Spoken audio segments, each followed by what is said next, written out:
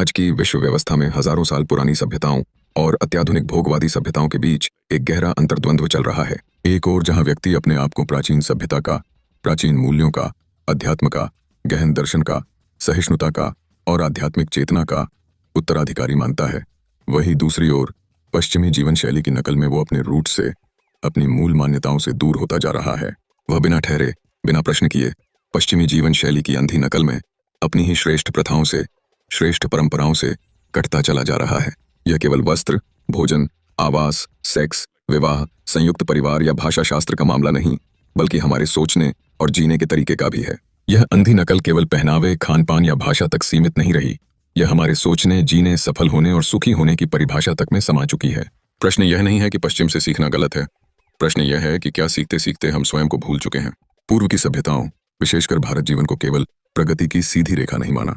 यहाँ जीवन एक चक्र था, पुरुषार्थों का संतुलन, धर्म, अर्थ, काम और मोक्ष का संतुलन। यहाँ अर्थ साधन था, साध्य नहीं। आनंद जीवन का उपउत्पाद नहीं, बल्कि जीवन का स्वभाव था। लेकिन आज स्थिति उलट चुकी है। जीवन विकास की अंधी प्रतियोगिता में शामिल हो गया है और विकास को हम केवल आर्थिक वृद्धि, उपभोग और प्रदर्शन से मापने लगे हैं। सकल घरेलू उत्पाद बढ़ रहा है, पर क्या सकल घरेलू शांति भी बढ़ रही है? हम उस समाज की ओर बढ़ रहे हैं जहां सफलता का अर्थ है अधिक धन, अधिक पद, अधिक साधन। जो दिखाई नहीं देता वह संतोष, संयम, करुणा, मौन, वह मूल्यहीन समझा जाने लगा है। हैप्पीनेस इंडेक्स पर चर्चाएं तो होती हैं, पर जीवन की संरचना ही ऐसी बना दी गई है जिसमें आनंद के लिए न समय बचता है, न ऊर्जा। आज हम केवल आर्थिक प्रगति को सफलता मानने लगे हैं और इस दौड़ में जीवन के महत्वपूर्ण पहलुओं को भुला बैठे हैं। संतोष, करुणा और मौन जैसे मूल्य अब हमारे समाज में मूल्यहीन बनते जा रहे हैं। विडंबना यह है कि जिस पश्चिमी उपभोक्तावाद और भोग विलास के प्रदर्शन को हम अपना आदर्श मानते हैं, वही समाज आज मानसिक अवसाद और अकेलेपन के चक्र में फंसा हुआ है। हमें यह समझना होगा कि हमारे आधुनिकता के सपनों का हम जिनसे अनुकरण कर रहे हैं, वही आज असमंजस में है। सामाजिक प्रतिस्पर्धा अब जीवन का केवल साधन नहीं रह गई, बल्कि यह हमारी पहचान बन चुकी है। सोशल मीडिया ने इस प्रवृत्ति को और बढ़ावा दिया है, जहां दूसरे की संपन्नता देखकर हम अपनी सच्चाई से भागते हैं। इस आत्मविस्मृति का समाधान आत्मज्ञान में है। स्वयं को जानो केवल एक वाक्य नहीं, बल्कि जीवन का मार्गदर्शक है। हमें आत्मा के साथ अपने संबंध को मजबूत करना चाहिए।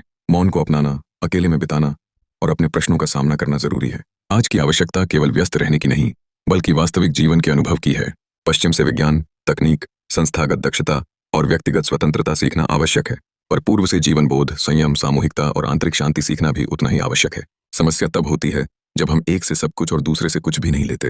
भारत की शक्ति हमेशा समन्वय में रही है, विरोध में नहीं। हमें यह स्वीकार करना होगा कि हर विकास प्रगति नहीं होता। अगर विकास पर्यावरण को नष्ट करे, संबंधों को खोखला करे, उस पर प्रश्न उठाना जरूरी है।